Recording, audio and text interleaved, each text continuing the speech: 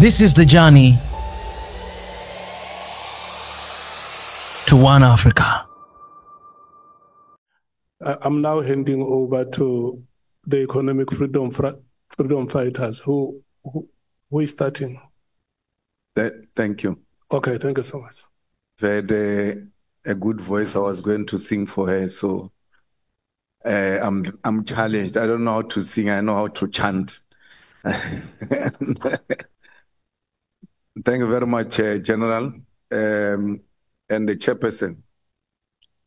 General, I just want to ask if you know, or maybe let me put it differently. What interested you into joining the police? When I grew up in the township of Ashdown in Pietermaritzburg, I witnessed at the time the IFP and ANC were in loggerheads in the same township. When I started witnessing how people have been killed and nothing happens, and people, some of them that I knew, it is part of the thing that drove me to say, what can I do to assist in this regard? So that's what influenced me to join the police. And I must say, Honorable Member, when I joined, it was exactly that I needed to fight the criminals. That's why I chose the career that I chose in the service. That I'm not going to join the police station to go and be a court orderly. No, that's not what I want. I want to be there on the ground and deal with action. Then you went to the college, and then from the college?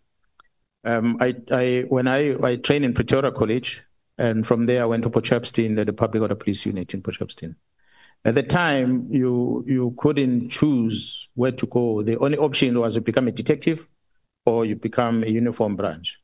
And because I wanted to be on the field, they said to me, then the highly trained unit that you must go to is internal stability unit. Maybe that's the right word to use at the time.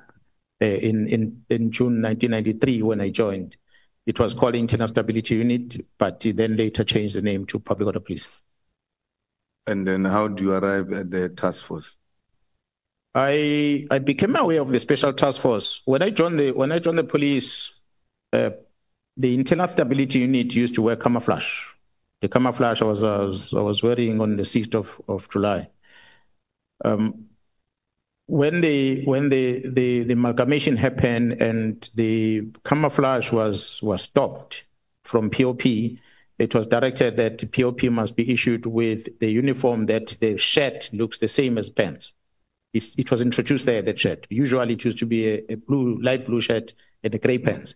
But POP was introduced with the same type of color and to stop wearing camouflage. So we did not wear camouflage. And then an unfortunate incident happened in the area called Shobashoban in Potchefstroom, where the African National Congress had won the elections in 1994. And the few members of the IFP, few members of the ANC that are located within the village of IFP started celebrating that victory. They erected their flag, the ANC flag, to celebrate the victory of the African National Congress. And I happened to be there and I warned them. I said, you are calling for trouble. You're in the middle of the ocean. You're an island. You can't be raising up this flag and celebrating, whereas your neighbors are not happy with the fact that they were defeated. And then it so happened that shortly after that, those people were attacked by IFP. They were killed. And after the murder happened, the leadership of the police brought the investigation team from the national office to come to Potchefstroom. And that investigation team was accompanied by task force. So it was the first time I see people in camouflage that we are no longer wearing. So when I saw them there, I asked them, but who are you? Because we don't wear this uniform anymore. Then they said, no, they are special task force. So I asked them, what do you do as special task force? They started explaining to me. That's how I first learned about the task force. So it was exciting for me because I always wanted to be in such an environment and I never knew about it. And fast forward, I took a transfer to Durban. When I arrived in Durban, the current command of the task force in Durban, Kenen Yao, was there, the unit, and I saw him and I engaged with him and he said, no, they recently decentralized the task force to Durban. And then he gave me the video of what the task force does. I went to see it and I watched the video and I realized, okay, no, this is troublesome. And then I was excited and I joined it. So it's safe, it's safe for me to call you a career policeman. Yeah, well, we can call me that I've been pursuing different areas in the police all my life until now. Are you aware of something called deployment cadres? No, we don't do that in the police. We don't use the cadres names. No, I'm saying, are you aware of policy of a deployment cadres? I always hear from the ruling party talking about deployment cadres. You are not a product of a deployment cadre policy. You are a career policeman. Yeah, no, I'm a career policeman, unfortunately. Those deployed cadres that came into SAPS who had no career in the police. Some claim to fame, they're from exile, they were underground, they were this, they were that. Do you think they helped to improve the policing in this country, or they deteriorated to where we find it today? Yeah, I think the latter part is more appropriate. I think with this amalgamation and the presence of people who did not grow up in the police, the first thing that I think created a problem was to undermine the discipline culture of the police. That we don't use that culture. The word comrade was introduced at the time, with the police officers, a constable started calling it a captain comrade, which was foreign to the police. So the moment they started addressing each other like that, it just made the situation worse. The situation became worse after the ANC Polokwane conference in 2007.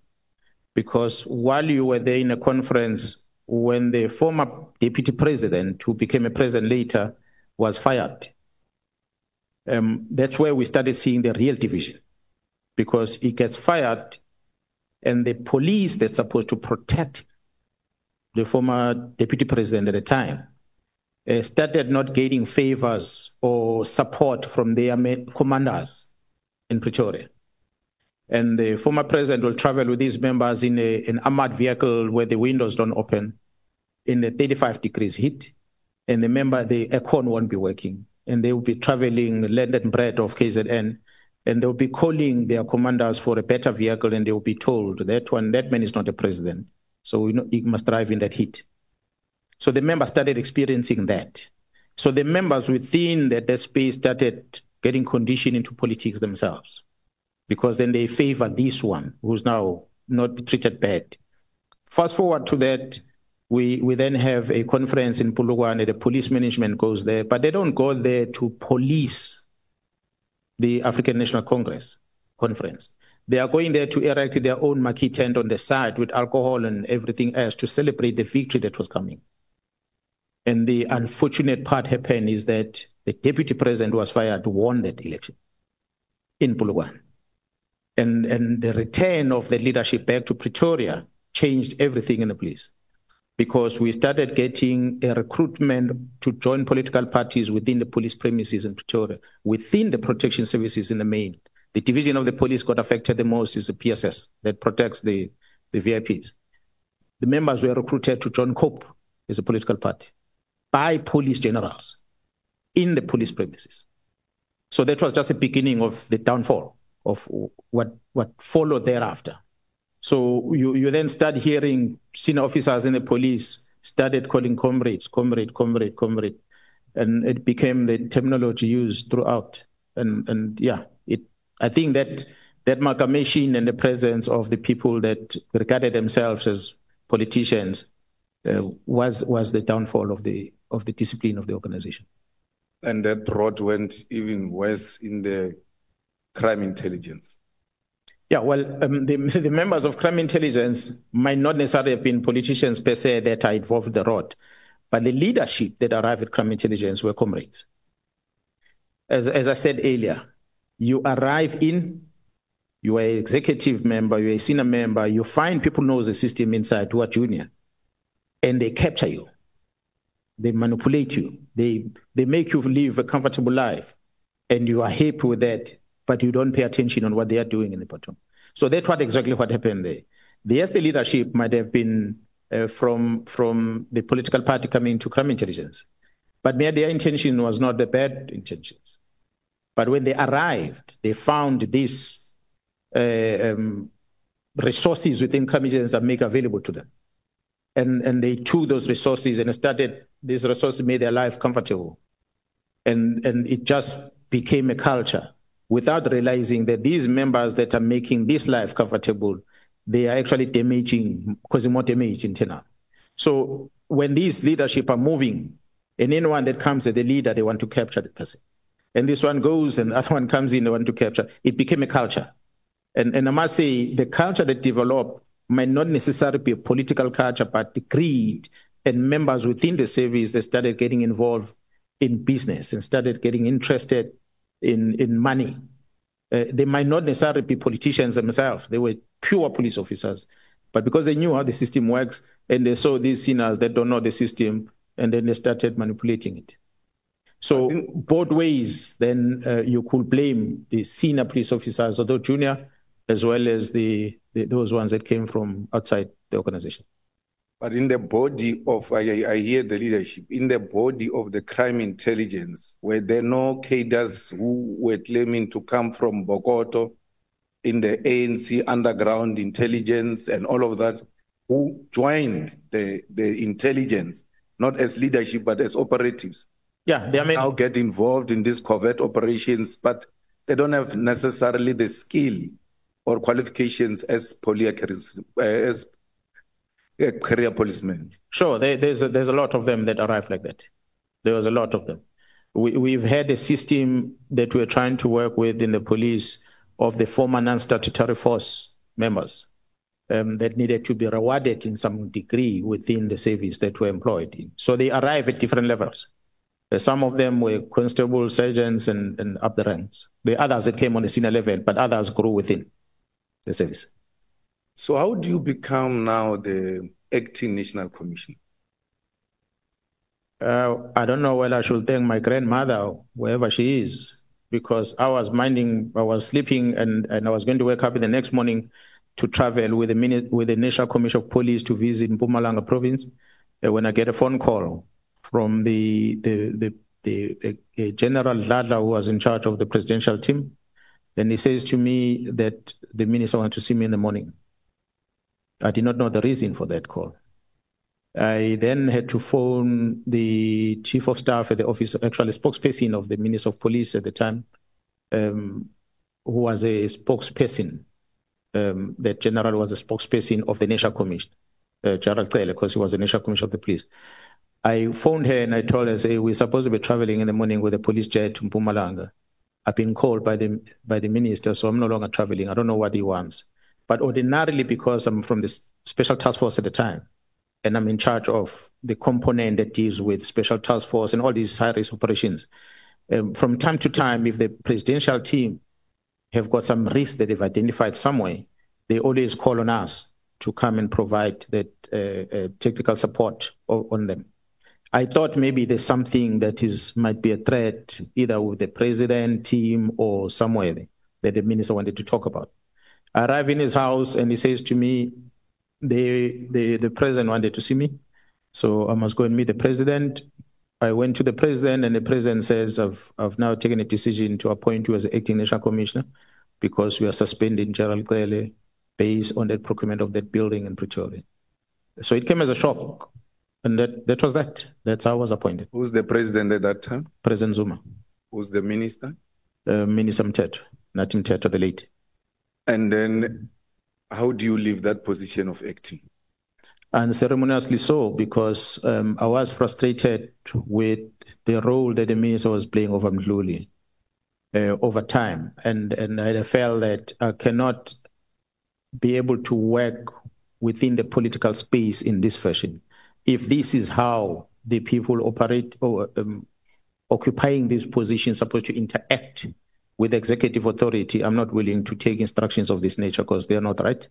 They are wrong. They are encroaching into the management responsibility of the police commission, of the national commissioner. Maybe I must talk about the experience that also I had learned prior to that.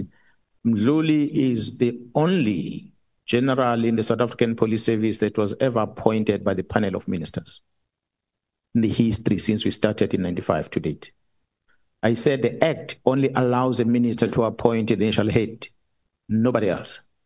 But the Mdluli's post panel was presided over by the late Minister Mthethwa, and I don't know who are the panel members that were part of it. The person who was the acting national commissioner at the time, Commissioner Williams, was excluded from the process. Mdluli then gets appointed. So which then Mdluli, there was the intention of getting Mdluli at crime intelligence by all means. For what good reason and what experience did Mdluli had at the time? From my assessment, I realized there was other reasons other than his competency to do the job that made him to be rewarded by being given a crime intelligence post by the minister at the time. So fast forward to that. When there's these disciplinary steps taken against Mdluli, the ministers want to intervene and say, you can't do this and that. You can't discipline a man. You shouldn't do this. You shouldn't do that. The minister. So we then confirmed that he brought him into the organization because it was a reward for him to come in there.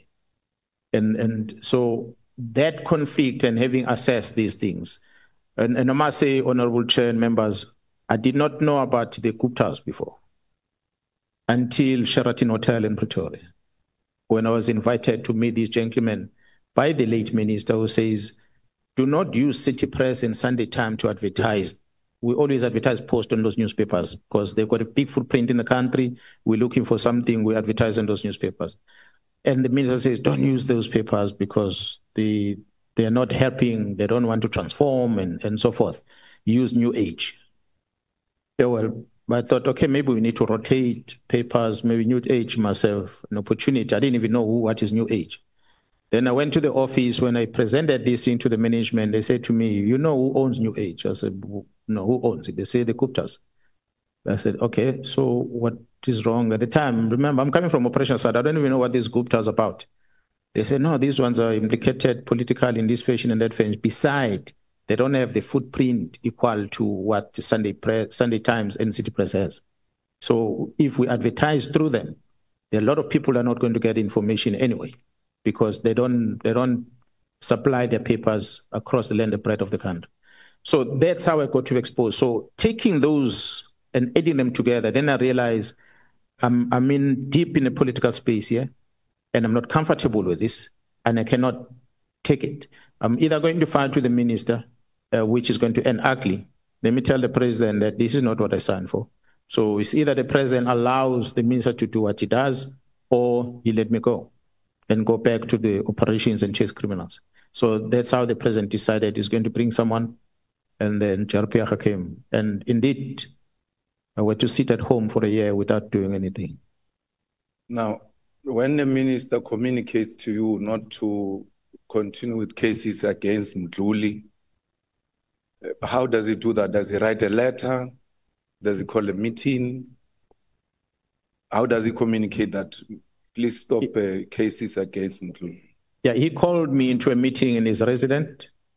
And it is in his residence where he was in company of the Inspector General of Intelligence, Advocate Gabde, the late, where he says to me that the advocate was telling him that I forced her, that she must recommend that Mdluli be charged.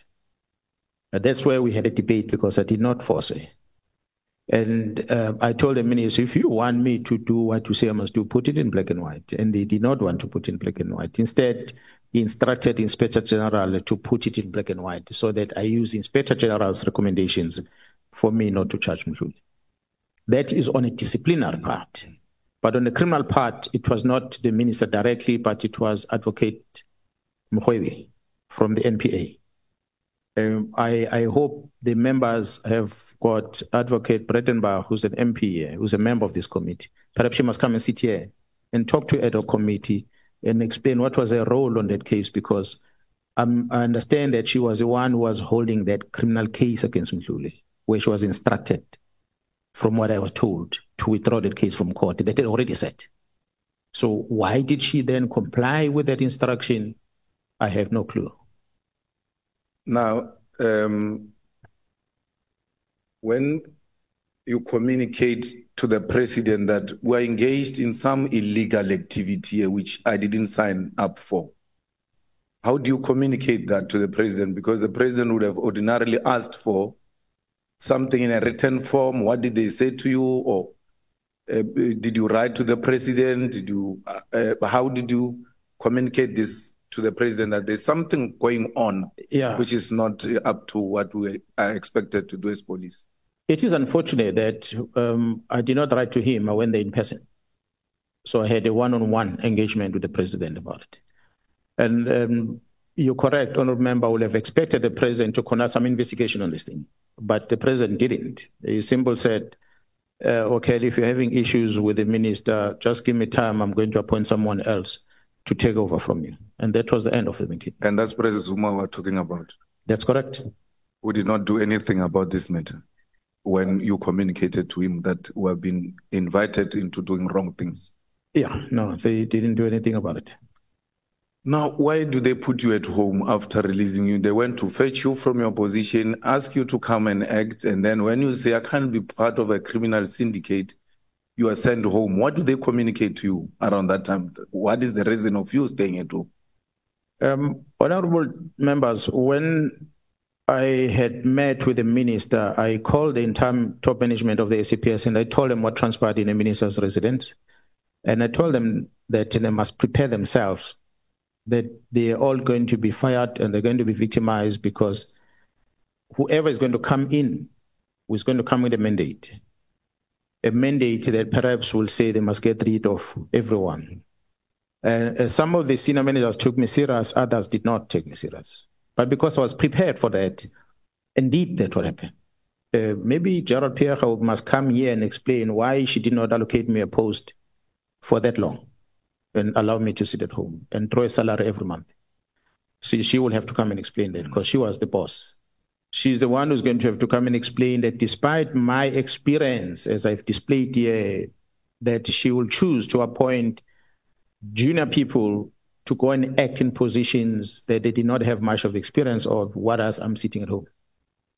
There was a person who was a non-trained police officer. With respect, she joined the police and she's heading our training currently. She was deployed as a head of crime intelligence at one stage by Gerald Pierre. Will I be correct that you were actually being punished for being disciplined? I believe so. I believe so, honorable member, because it did not only end there. It was not only about sitting at home. It was sitting at home and state security, crime intelligence, deploy counterintelligence against Mkwanazi, against Kumalo, against Masimolo. So we were not just kept at home, but we've been monitored 24/7. General, you know, you speak interestingly about 2011, especially in relation to crime intelligence.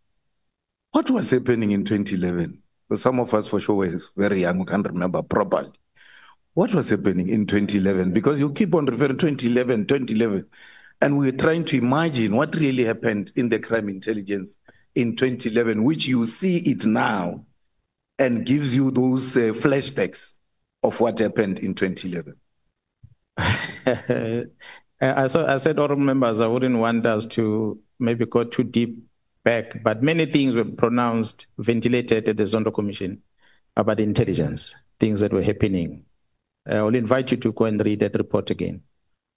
But at crime intelligence at the time, what was dominating the media space was the looting of the secret fund account in such a manner that it ended up getting a name of slush fund. Majority of the citizens know it as slush fund. It's not a slush fund. It's a secret service account. But because it was misused to that extent, it then became a slush fund. That's what was dominating the media space in 2011 when I came in, which was a sore point within crime intelligence. But I'll also invite you to go and check my YouTube at that time where I said, when you speak on the phone, you must first greet General Mdluli before you speak to the person you're speaking about, because they were known for illegal interceptions at that time. Am I correct? Yeah, that's correct. That's correct. That's why Gerald Cele himself, as initial commissioner at that time, fell victim of the same thing. Now, you now are back, you're appointed. I know you went acting, came back, and then you appointed a provincial commissioner in KZN. How does that happen now? And what is the minister's position in relation to that? Did you object to your appointment or anything of that sort? Or there was consensus that you must go to KZN? You talk about 2021? No, when you became full-time, yeah, not acting. Look, when I approached the National Commissioner in December, there were delays. I met with the minister because he needed to be consulted. Minister Cele at that time did not want me to leave the head office. He wanted me to still remain at the head office. And he felt that maybe my expertise would be wasted if I go to the province. I'm better off to assist at the national level. But I pleaded with him that I needed a new challenge. So it took that long until March. That is when I think they started engaging with the executive in the province, where the agreement was reached, and then I was informed that I can go and start in April. So starting from December until March, it was there was a long time of discussions. At that time, the provincial commission had left, and there was someone acting, and so I came in to take over from someone who was already acting at the time. My aim was to be appointed before the provincial commission leaves, so that we can do the handing over, which is something I did when he came in 2019. When he came in, I sat with him for about a week doing handing over before I went back to Pretoria. I wanted to do the same thing when I was going in, but because of that delays, he ended up leaving without doing that handing over. When is your contract coming to an end? My contract is ending at the end of March 2026. Is there any discussion about renewing a contract, or everybody just went that quiet about it?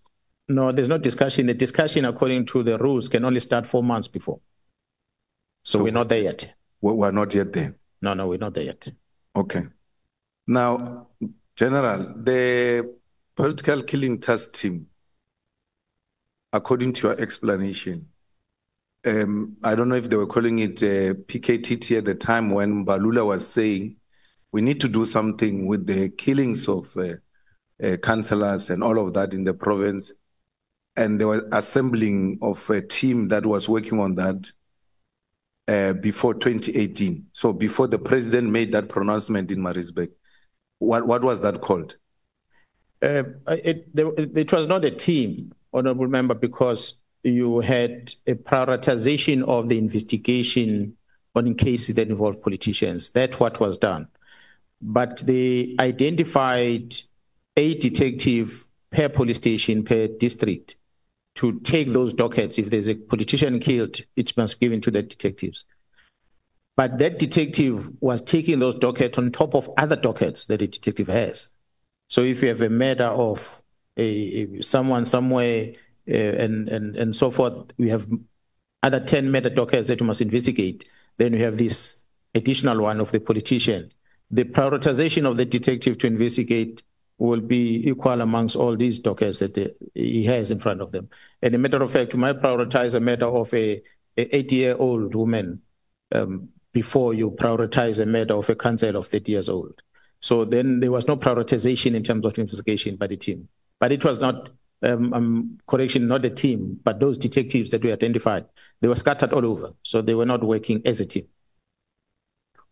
And the president then announces at Maritzburg in an ANC event, the councillor who was killed of the ANC, he has gone there in his capacity as a president of the ANC and makes pronouncement about government on how we are going to intervene. That's correct. And I heard you saying, wanting to differentiate between the executive authority and the politician. When does the other one take leave when the other one takes over? Because it's one person.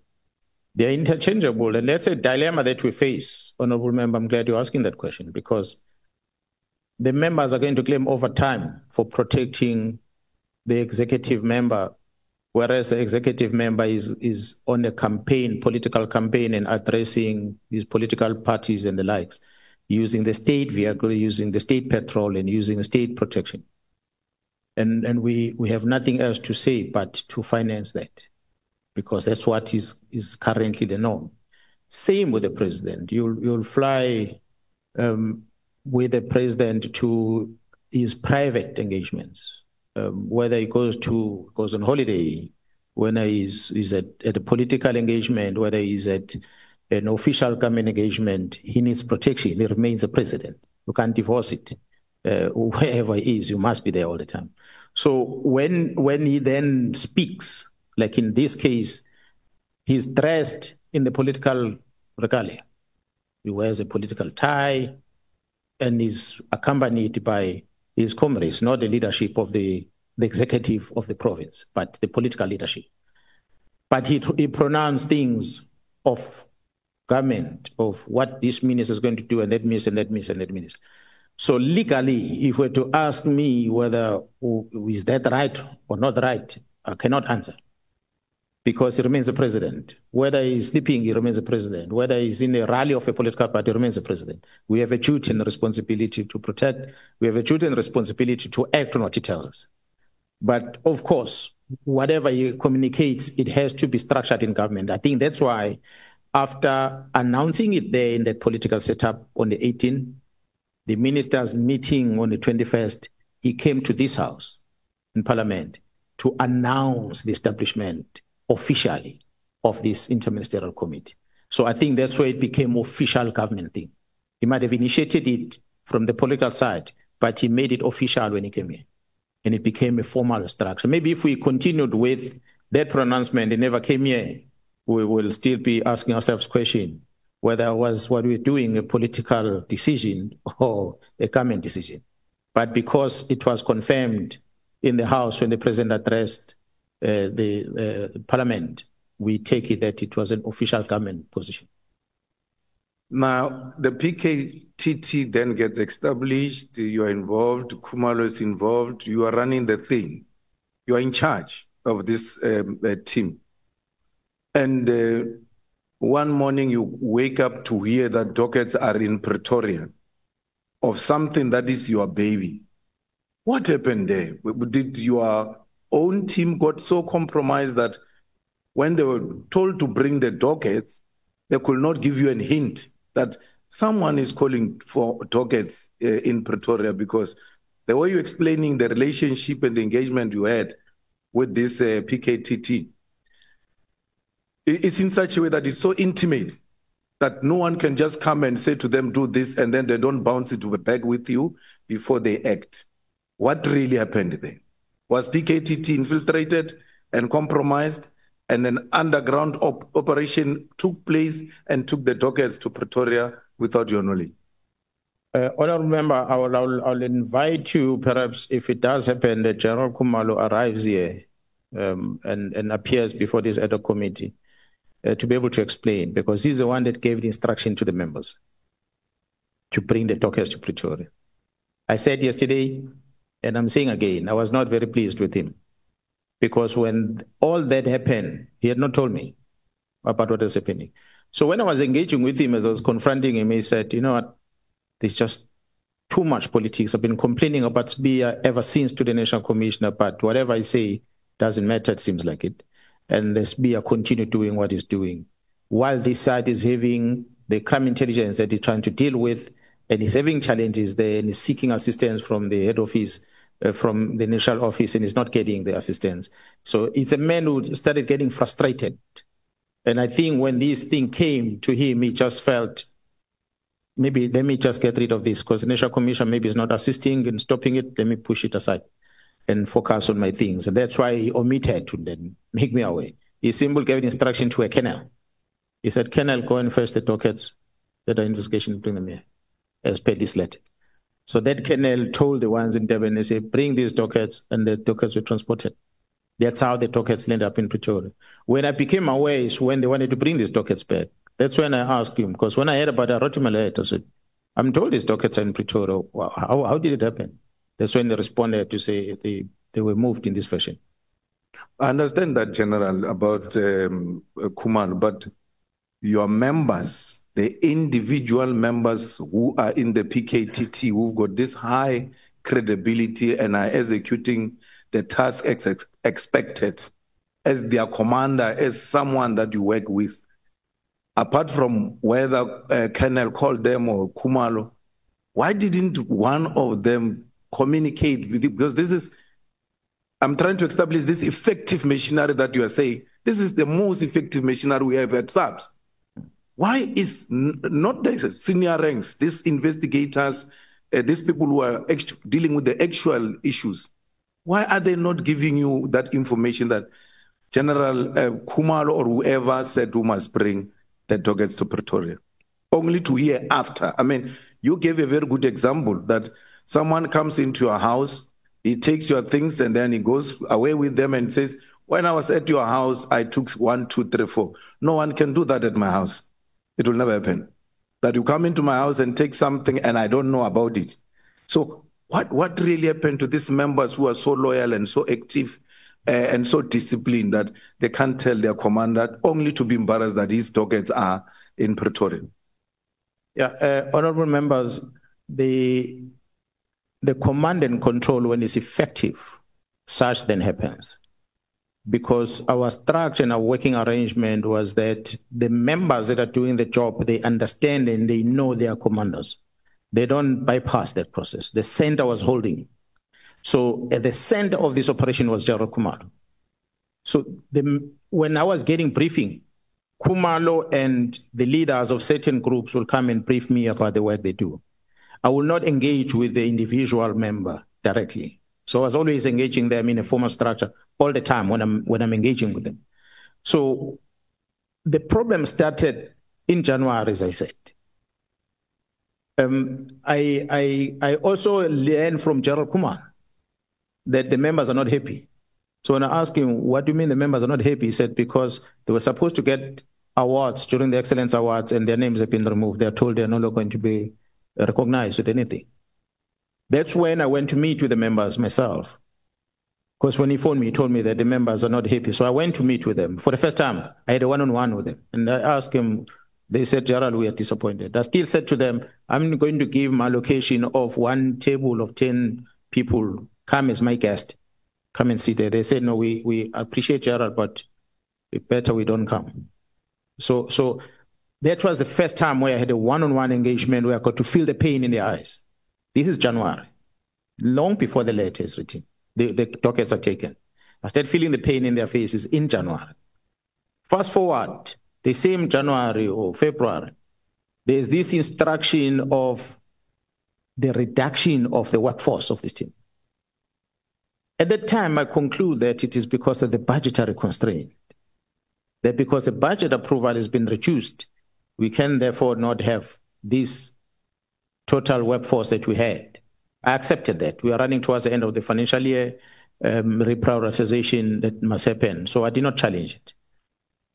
But then the financial year starts in April. Obviously, the budget might not be allocated almost immediately.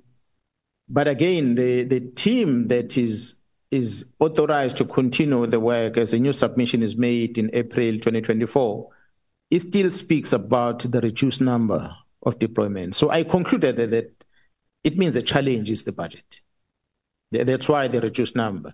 So knowing the challenges we have, financial challenges we have as an organization, as a country as a whole, I couldn't challenge that much. I said, okay, well, we'll do with the less number of members maybe going forward. But when this communication of DOC has been taken up to Pretoria came, I then realized, but these problems started back then, the letter, the members not getting rewards, and the members are starting to question themselves from January about the work they are doing, whether they are upsetting the executive and why the executive is treating them like this, up until the period when these dockets in March are taken up to Pretoria. So it's already a couple of months back, and that's why the members, I think, they became numb to complain about anything, and they didn't say anything. They just kept quiet. So when they arrive in Pretoria, these dockets, they are put under SBIA? SBIA is in charge of both crime intelligence and detective. It is my understanding that SBIA wrote to the Divisional Commission of Detectives, General Sentumole, to take these dockets from crime intelligence. So I don't see on the directive where did he want these dockets to go to. But it's my understanding that the docket were kept at the office of a brigadier under General Sentumule's office. Of course, General SBIA remains the boss overall. So meaning he has access to those dockets in one way or another. Of the 121 there were 5 dockets which had clear instructions of arrest. That's correct. What happened to those dockets? Have you arrested people since the dockets are back? Have you arrested people? How far are these cases? And if they still remain unresolved, what is the issue? We are still looking for the other suspect, but 2 of the suspects have been arrested on those dockets, and 1 of the suspects unfortunately died. I think he was already identified, but he died, so he couldn't be charged no more. But the others, we are still looking for them. General, what do you mean the minister you met at Mbangeni and the minister you met in this letter are not the same people? They're totally different people. Why?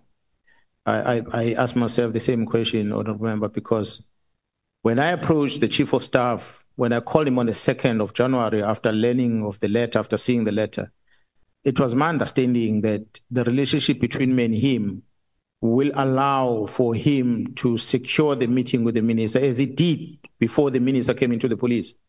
He was able to say, oh, you are the provincial commissioner, I know the minister, so that he get to know you since you are policing his environment. He doesn't live here, he works at Department of Water Affairs, so come and meet him. So we met. There was a meeting, one of the elders and one of the senior government leaders in the province. It was not a problem because we just did that unofficially. So when it's time for us to talk business, I expected the minister is going to open his arms and say, I know you're already through Nkabinde Kam, but that never happened. And that's where I started wondering what could be the reason behind it. But when he's in front of me, he smiles all the time. But this, what I'm asking for, is not happening. Now, if you say the minister did not write a letter, and this is not the same person I see who smiles all the time when we meet, and the one that I see in the letter, 2 different people, will that be an excuse that someone gave a minister a letter and the minister signed? Because he doesn't dispute that is his signature. Once he signs, that is his letter. And we can't say minister didn't know, someone misled the minister, because I don't understand which angle are you trying to take there. The minister signed a letter. Even if he said, I didn't read the letter, I just signed it. It is his signature. It means he didn't do his own duties by making sure that he reads through the documents before he signs them. Is there any excuse why shouldn't we hold this letter against the minister himself as his own letter? Well, it is the minister's letter. When I registered a complaint, a criminal complaint, minister is one of the suspects that I'm pursuing in that complaint I have, because he's the author of this chaos. How far is that case? The chaos. This is a real chaos. Yeah. Now, how far is that case you complained about this? It's still an investigation. I'm not part of it because I rely on the prosecution in KZN and the team investigating to brief me from time to time. But the progress they shared with me 2 weeks ago, was quite pleased with the progress that they're making. The minister owns the letter. He signs it. It's his letter. However, if we're to fix the problem, it is my belief that we must go beyond the minister's ownership of the letter. With his signature, it's his letter. That's given. But we need to find out what led into him writing such a letter. When I speak to the Chief of Staff and he said the letter has been going back and forth, it is against that background that made me to believe that someone crafted the letter for the minister to sign. Yes, obvious. If a person gives a gun to shoot and kill someone and you take that gun and you shoot and kill someone, it's your problem. But we need to find out who actually gave you the gun. So this is basically what I'm trying to communicate, that can we not just leave it with the minister? Let's go beyond, because we're going to miss problems that exist in the organization if we only deal with the outcome. Let's try and fix the real problem. In this case that you're pursuing following this letter, minister is a person of interest and you're saying the investigation is going on, they're getting briefing from time to time. Is there any arrest anytime soon, according to the briefings you're receiving? It is my prayer and hope that by the time the 31st of December of this year comes, we'll be talking about the letter of the 35th of December last year in court. That's my hope. Now, Minister, General, don't you think, and that's my observation, you'll tell me if I'm wrong. This Nkabinde went to tell, because you explained he's got a minister, his relationship separate from you with the minister. Went to tell the minister, okay, let me start differently. I don't see anything wrong with you going to see a minister. It's actually part of your duty. It's your constituency. As one of the high-profile people in your province, it's always important to know where your high-profile people are found and who are they and all of that, so that if a call is made, you know how to respond to such a call. So I don't see anything untoward. But I think that, and you'll correct me, that Nkabinde told minister that I know the general of police here in KZN. It's my guy. You know, we roll together and all of that. And then he came to you and said, I know the minister. It's my guy. We roll together. So you're thinking you're going to meet the minister. And the minister is thinking he's going to meet the general. And he is not making you guys aware. Why? Later on, when a minister is supposed to appoint a chief of staff in the police, he appoints that guy because he thinks that guy has got a connection with the general of police. He's a former policeman, and it will make my work easy. Whereas a new minister of police, don't you think this guy played everybody in that space? Yeah, well, I believe there was an intention that he had when he made us to meet, definitely, which I believe maybe that what benefited him at the end. Now, General, was it not an overreach to say in that press conference that the judiciary is also involved? Because judiciary, me and you and all of us, we have a duty to protect it with everything we have. It can't be that a magistrate who has faltered wherever, because I believe if a magistrate has faltered, there is a recourse. We can take this on appeal and do all manner of things. But to use a judgment of a magistrate to then say judiciary is involved, I think it was a bit overreach. I get the point what you're trying to drive home, especially a magistrate. As a member of the Judicial Service Commission, judiciary to us is judges. We know magistracy is part of that.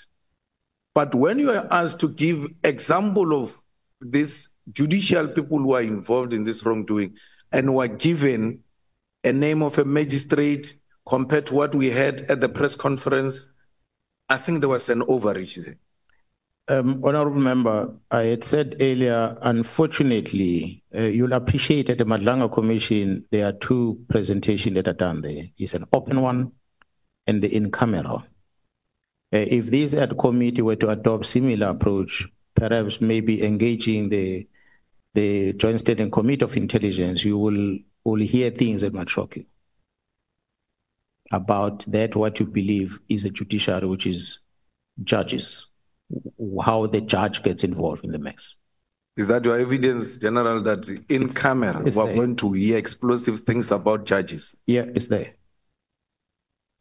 Now, General, I want to quickly summarize some of the issues my colleagues will deal with.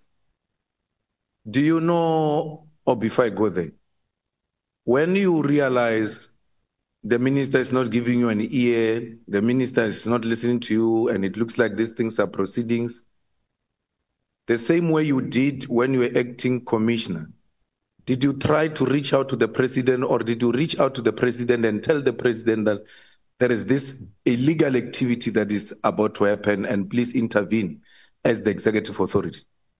No, unfortunately, I did not go to the president. I will have relied on a national commissioner to play the role that I played when I was in that position, to reach out to the president. But do you think the president was aware that the PKTT is going to be dissolved? I cannot say that. If I listen to what he said in the recent media interview he did in Northern Cape, it makes me believe that he didn't know. When I met with him after my press briefing, he acted as a person who was not aware of what was happening.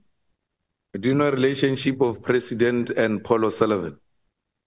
No, I don't know how related they are. I just don't know that Mr. Paul O'Sullivan speaks a lot about being in contact with many people, including the president.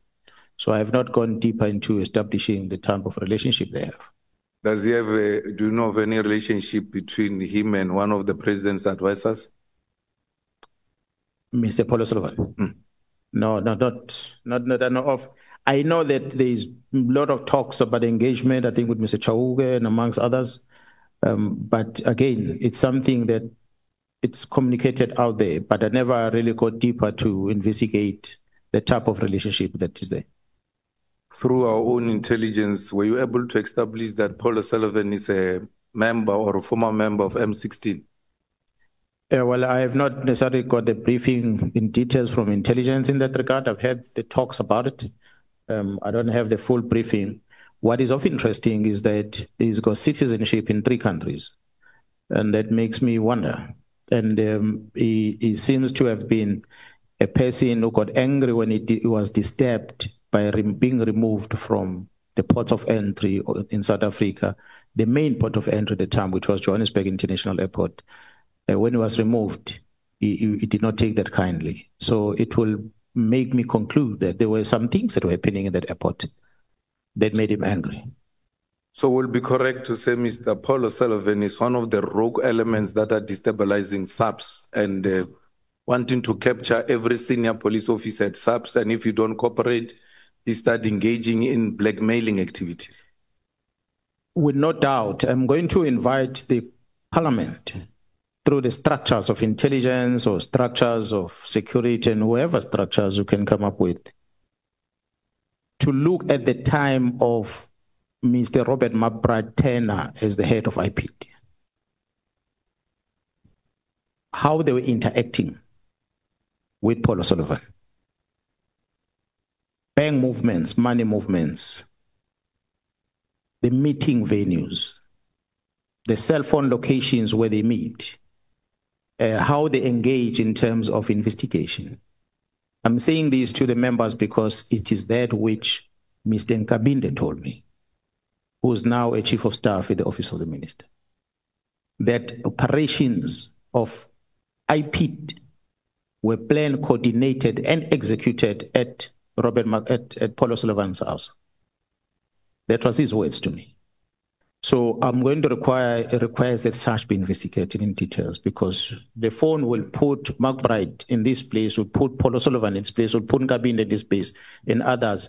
And when that investigation is conducted, nobody can deny it, because we'll know exactly that all of them have been operating guided by Paul O'Sullivan. And that is on one side. And I'm interested to know, honorable members, as to who is the author of the report that was produced when the city of Johannesburg, as well as the National Commissioner, wrote to the State Security asking them about the legality or otherwise of the gadget that were bought by the city of Johannesburg at the time when Jairus Bia was in charge of the security in that place. And who is the company that supplied that gadget? And how was that gadget sourced from the country in Europe where it comes from, in the UK? And I want to also recommend an investigation against the purchase of the similar gadget that was bought by DPCI back in 2010, where Jairus Bia was working at DPCI at the time, whether such was bought legally, who are the supplier, and who's the manufacturer of the things.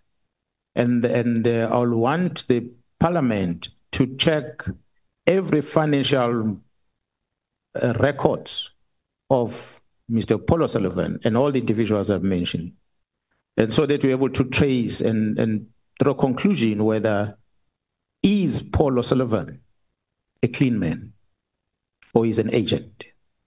So I think based on that investigation, we're able to conclude whether is he indeed a clean man or he is what is being said in public, an agent. If he's a clean man, why he does what he does, If he's an agent, who is he working for? But it is time that this country must not sit back and be run by Mr. Paul O'Sullivan. And if government fails to act on it, the men and women in this country, they're going to take it upon themselves to do something drastic on it. And it might not be what this government wants to do, because he has gone too deep in showing that he's got control all over.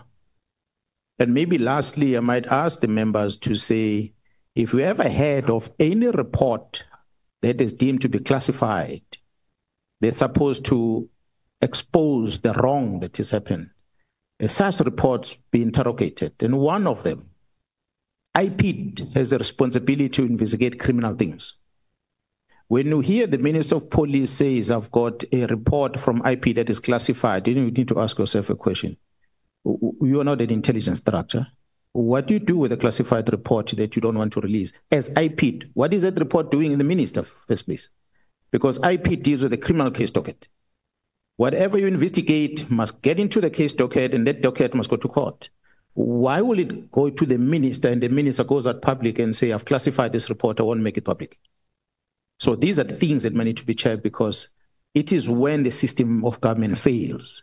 And you have worked hard to create a legislation to try and protect yourselves, the citizen of the Republic. But if it's manipulated in that fashion, that the minister can just decide, I'm classifying this, I'm not releasing it in public, perhaps you need to ask, do your minister that classifies a document, do you have a security clearance yourself?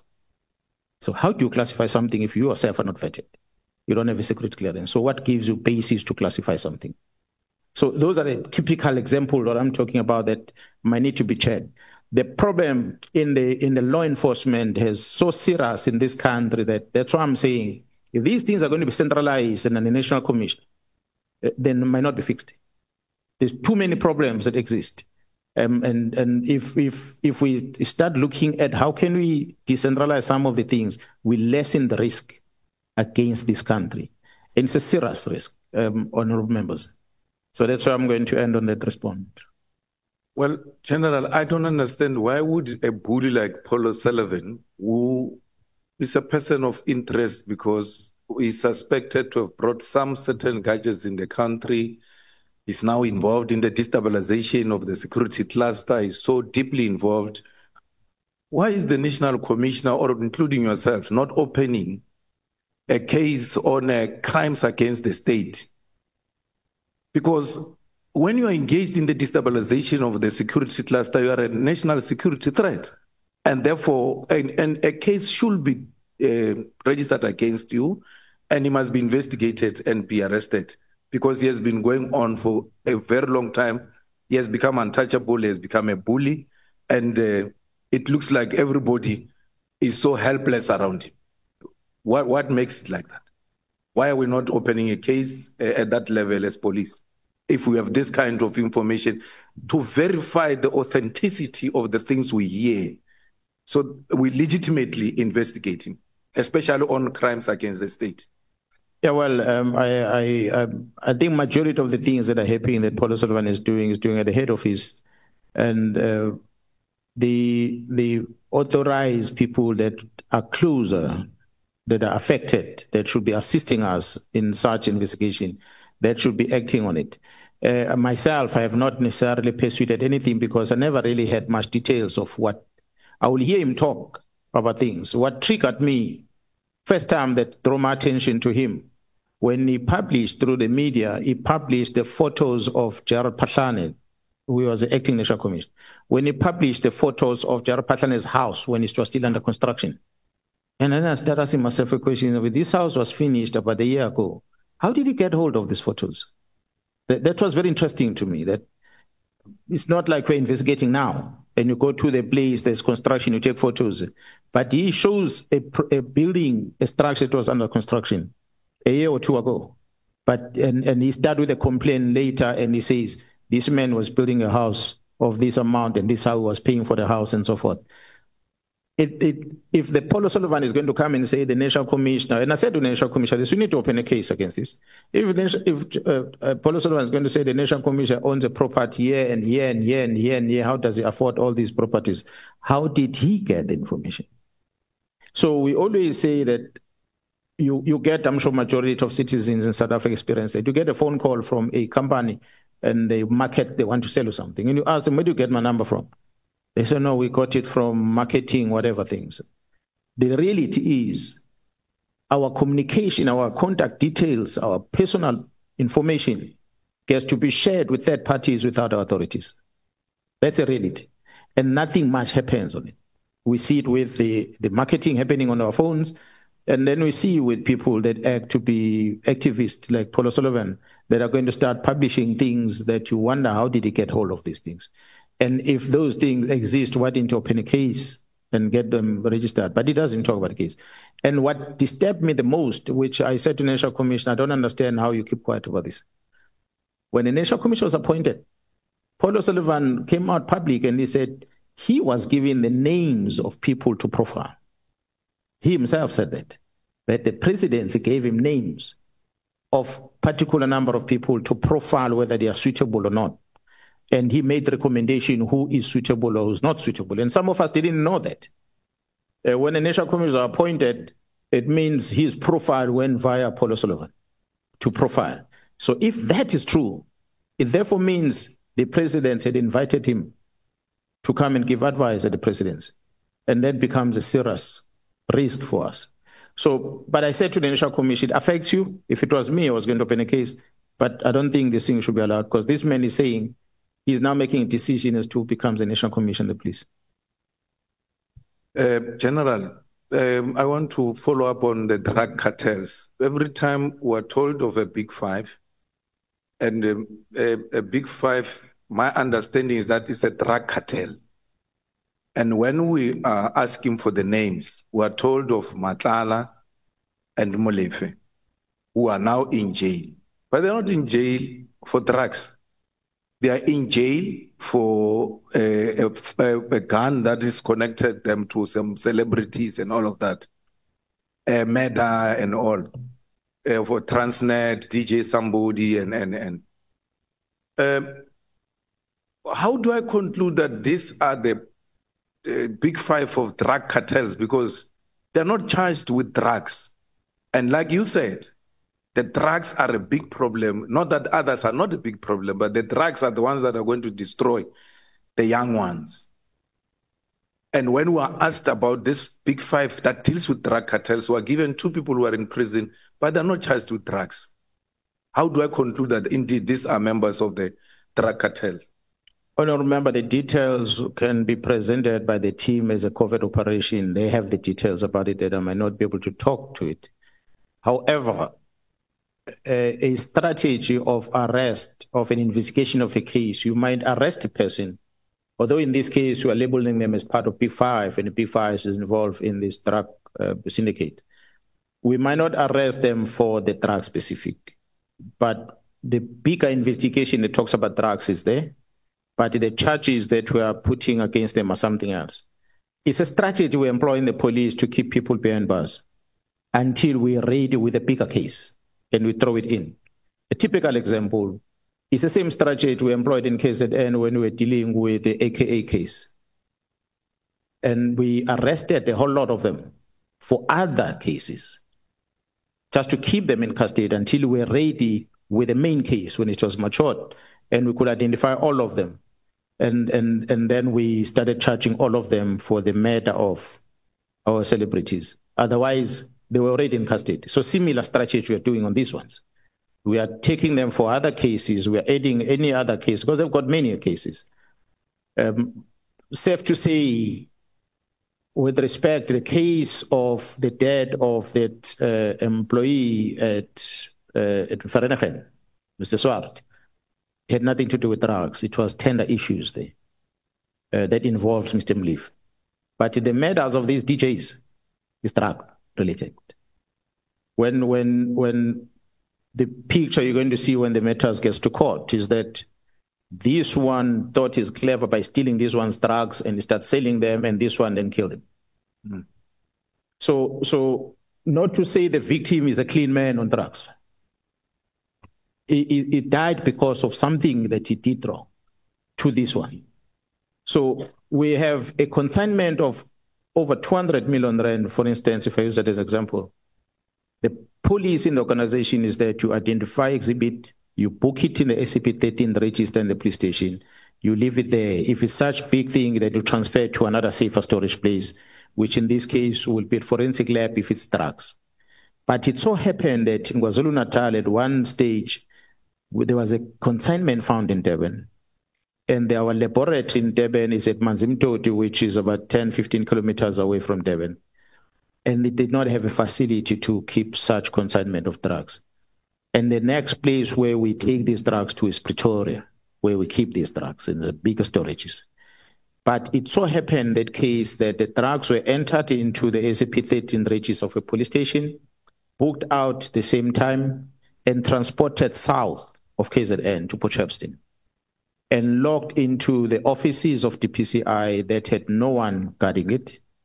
And during so-called alleged load shedding at night, there was a break-in in a big storage facility, a break-in inside that facility. There were bags of drugs, and there were also other drugs that were not associated with the ones that came, the consignment that came in. And there were firearms, illegal firearms that were also stored in there. But when the break-in happened, the only thing that was stolen was this specific consignment of 200 million rand of drugs and nothing else. You arrive at the crime scene, you will expect the crime scene is being cleaned, everything is stolen. But you arrive there, you find an AK-47 standing there, then you say, but why didn't they steal this AK-47?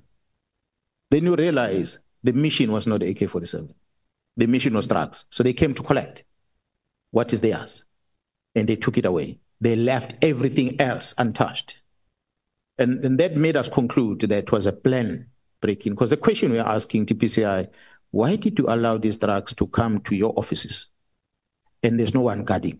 And you have load shedding, and this thing happened during load shedding. So we believe the information tells us that those drugs taken there ended up in Johannesburg, are part of the drugs that caused about majority of the murders that happened in Johannesburg. Because people took it and they started stealing, and they did not deliver them where they were supposed to deliver them.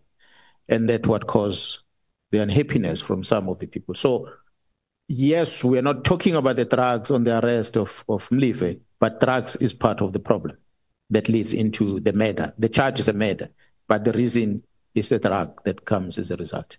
So there are many others. The ones that we are not mentioning is because we have not charged them with anything. That's why we're not comfortable to even mention them. But they are there. Second last, General, MPs involved with these drugs cartels and criminal syndicates, because we are MPs sitting here, and when we are told MPs are involved with drug cartels and criminal syndicates, we start asking ourselves, who are those? And that's what the public is asking itself. And, you know, General, apart from the registering a criminal case, as an MP, if I'm engaged in unethical conduct, there is a committee called Ethics Committee where I can be reported. I don't have to be investigated through intelligence or anything of that sort. Why has there not been an effort from your side or from anyone who's involved, who knows these MPs who are involved in drug cartels, criminal syndicates, report them to the Ethics Committee, including the judges? Because I get worried when judges are subjected to covert operations. It's a threat to our democracy. Any judge that gets involved in wrongdoing must be reported to Judicial Conduct Committee, and will deal with that matter at that level. Not to be told that there's a judge who's going to come before me in the... I'm very sensitive around judges, because once they are threatened, me and you are no longer safe, because that is the last arbiter. They are the ones who must safeguard us. So why are these people not MPs with drug syndicates, judges with drug syndicates, criminal syndicates, MPs Ethics Committee, judges JCC? Why are they not reported there, and we left them in the hands of the covert operations and not anything above? Yeah, well, majority of these things happening in Gauteng, Honorable Member, and the team investigating in Gauteng has not necessarily involved me. I got to share information, I get to know information because they're briefing me. And what I said earlier, what drew me into this mess was the closure of the PKTT, which was a KZN. Had they left it alone, I wouldn't be sitting here today because I would not have been privy to what's happening there. I became aware because they're updating me because they had my members there, and suddenly there's a closure of the team, and then I get to ask questions. That's how I start slowly. Although they are feeding me with information, but it remains a counterintelligence information, so they're not giving me the full picture. They are drips and traps, and I'm also not asking questions. I ask where there's a need, and they give me what I need to know. So how are they handling it going forward within that investigation? I said earlier, it's an investigation that is not only handled crime intelligence alone, but is within the intelligence structure. That's how elevated it is. So how are they going to handle it further? I trust that they will follow those channels so that they can be able to deal with it. There are instances that the PKTT have registered complaints against presiding officers in KZN as based on their conduct that we have done. So when we talk about, yes, we use the name judiciary because we wanted to indicate the seriousness of what is happening. I said, unfortunately, some of the information that is at hand, it's a covert information, recordings that are there that I might not be in a liberty to just communicate. I listened to them. That's why I was able to say, okay, here's everything. This is a conclusion that I reached to bring the attention to the leadership to say we have a problem. The MPs that might be implicated, and I must say up front, as I said about the minister, I'm not in a business to protect people, but I must also acknowledge that majority of the people that end up being implicated, I spoke about the letter of Minister Mkhun of December, the majority of the people that get implicated on things, they arrive there by default. They're not aware that they are getting there. So if you're going to be a political party or an MP and you get a financial support from someone, and the person who's giving you this financial support is not disclosing the intentions, you're going to get hooked. By the time you open your eyes, you are right in the web. You can't escape it. So sometimes it comes in that fashion without you paying attention. You'll invite, you stand outside your house, you call an Uber car, and the Uber come and pick you up. You have no clue who the driver is. He arrives there and he loads you in the car. You have no clue what's in the boot of the car. There could be a dead man inside, or there could be arsenal of firearms, there could be drugs in it. But when the police stops in the roadblock, who do they arrest? The driver, including you. Because you are found in this consignment of drugs and the dead body. So by default, you become, we can say we're a victim, but you're a participant to a crime. But you're not aware that you're a participant into a crime. So there are many MPs that might fall victim in that fashion. But there are some of them, few, that deliberately are part of the problem, and knowingly so. So we are dealing with those as part of the investigation that we are doing. So it's not that if we're to use percentage-wise, I cannot say that all the MPs are in the wrong, but definitely I think Parliament took a right decision by demanding to know who's financing political parties. But what maybe is missing is to know who's financing an individual MP. Because the MPs within the same political have got ambitions. They fund their own resources to do political campaigns so that they get into leadership positions in the political party. How they go about getting this money can be part of these criminal activities that we are talking about today. And they might not even be aware themselves because someone is helping them to elevate them to a position. So the party discloses, but the individual doesn't, because it's not everything that they disclose. So it's some of those things that might need to be looked at going forward. Thank you. General, thank you very much. I just want to, in a respectful way, disagree with you on the decentralization of police, and especially the examples you are giving. Those were tribalistic divisions that took place in our country, where you had Leboa police, you had Venda police, you had Zulu police. It can't be that we decentralize the police and we go back to the ethical divisions of this country. We are a unitary state. And therefore, we seek to unite and become one thing irrespective of ethnicity or the color of your skin. What you are suggesting may even play in the hands of racists who are now calling for independence of certain provinces away from our own country.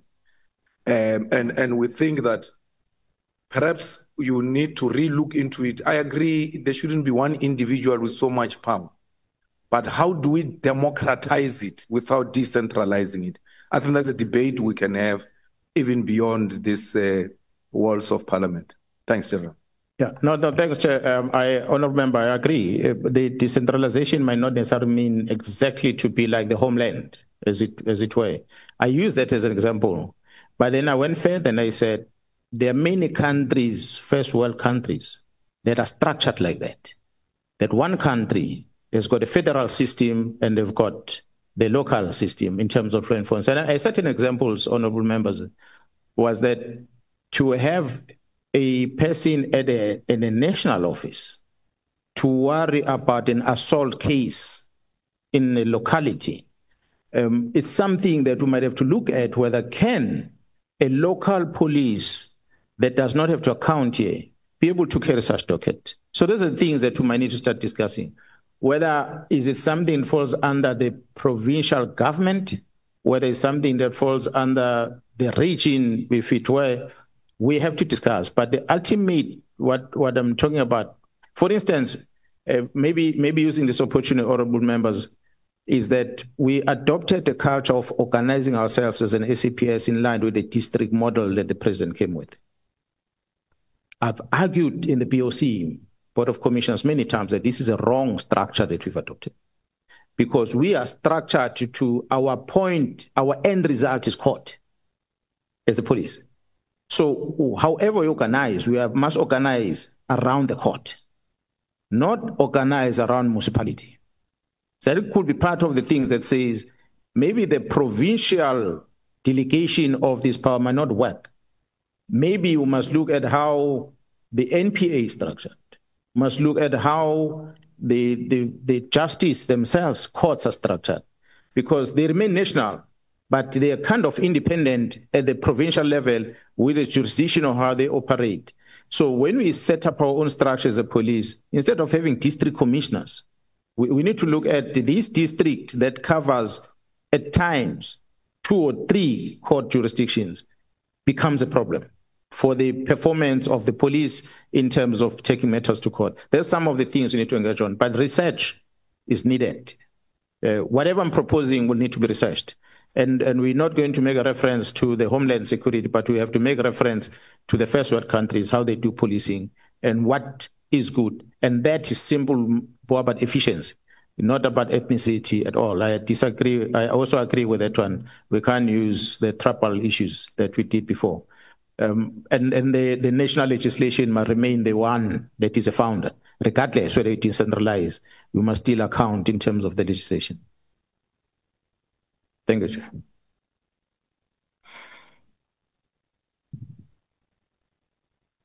Thank you, Chair. Mine is going to be very short. Good afternoon, General. Just on 2 things. We spoke about the whole thing. The reason why we're here is because of political parties and the political party or the political killings task force. You haven't told us which is the dominant party that has the most killings, or that has, obviously people have been convicted, etc. We've got 18 represented parties here in Parliament. In KZN. Which party have? The PKTT operates in KZN. Then the biggest party that has been affected by this is the African National Congress. Okay.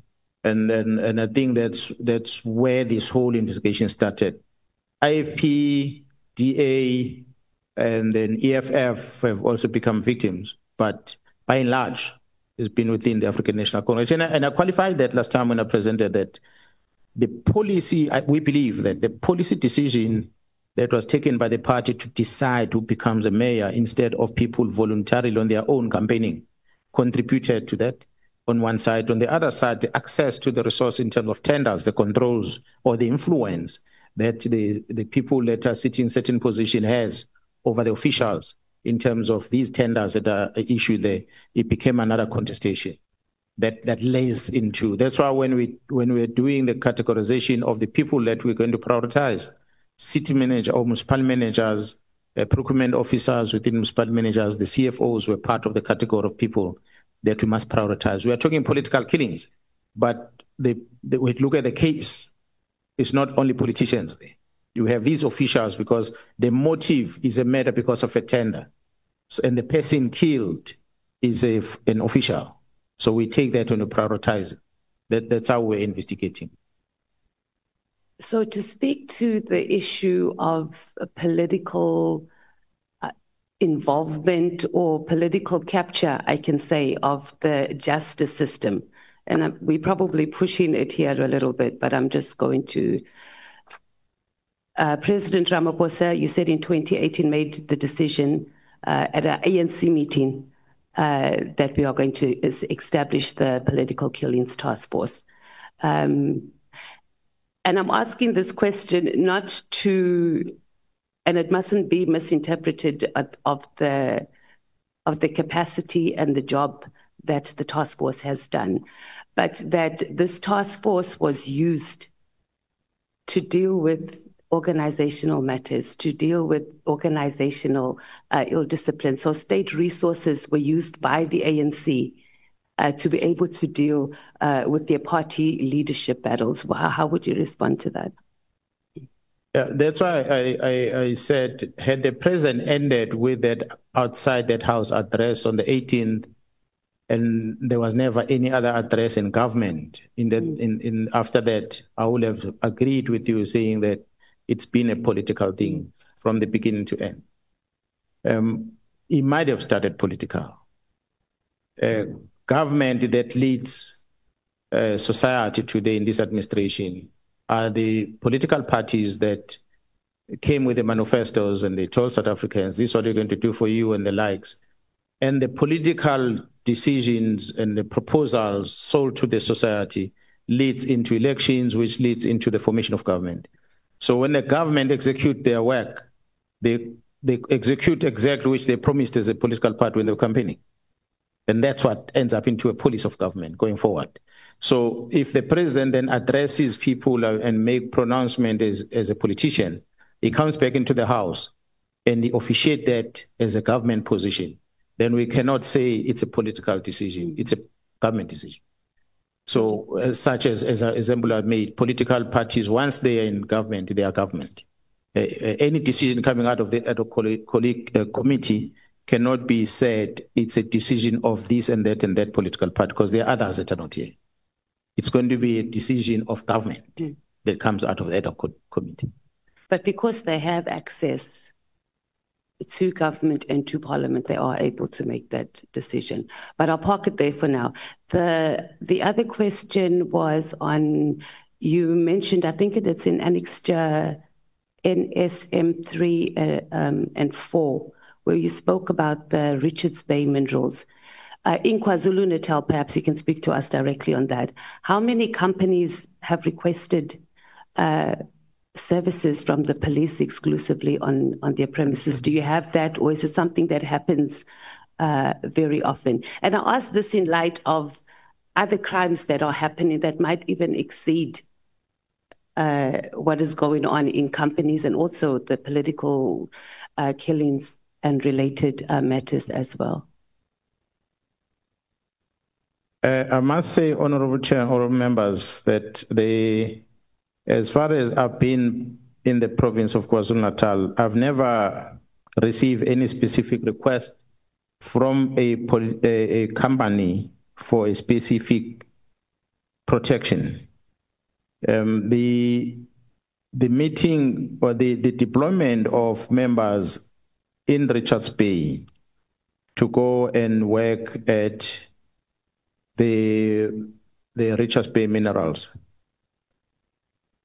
After it happened, the group of companies under the CEO of Chamber of Commerce in Richards Bay invited me into a meeting.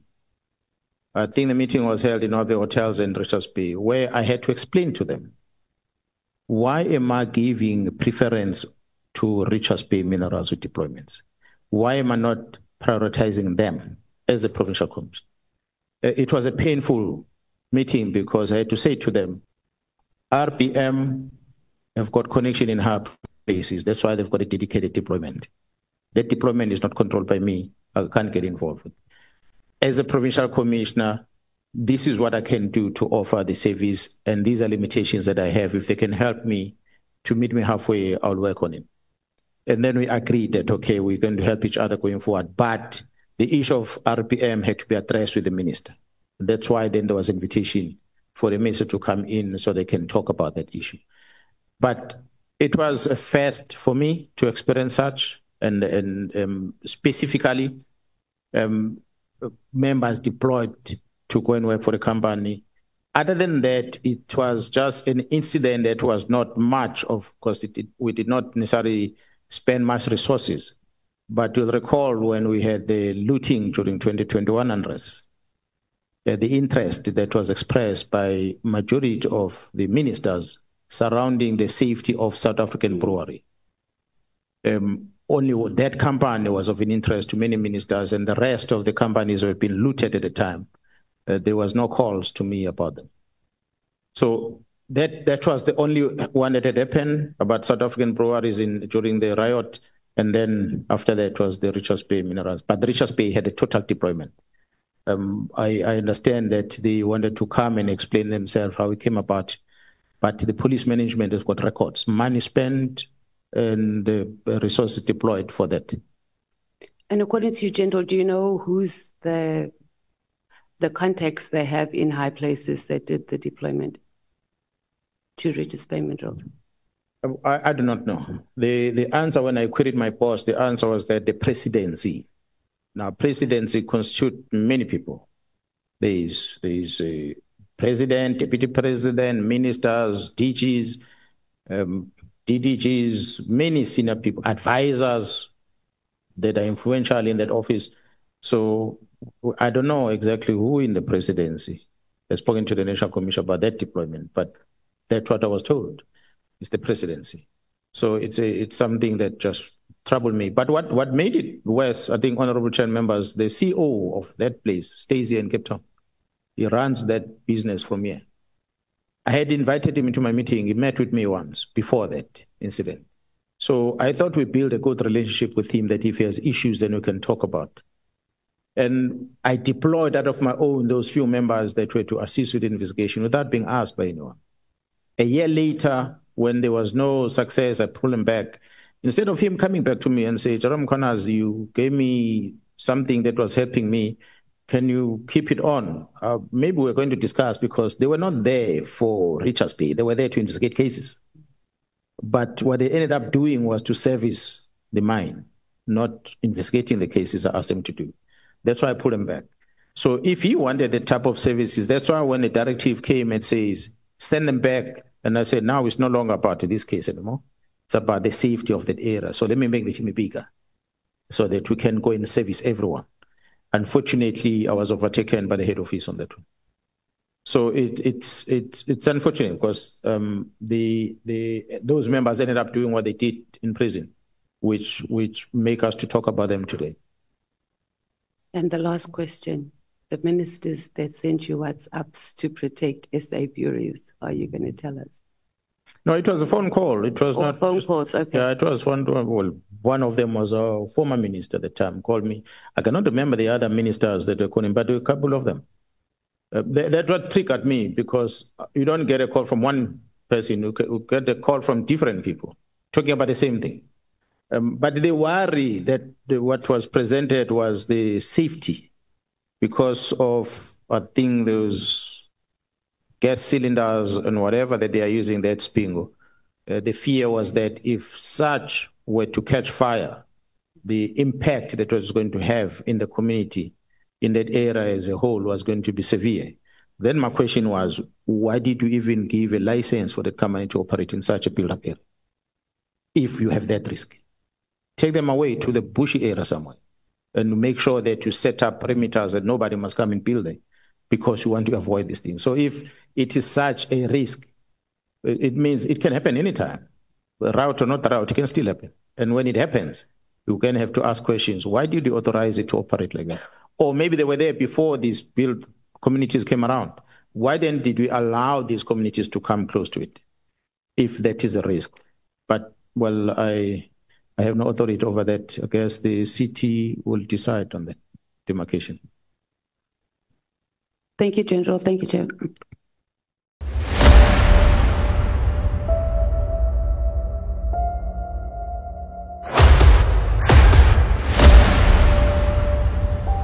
This is the journey to One Africa.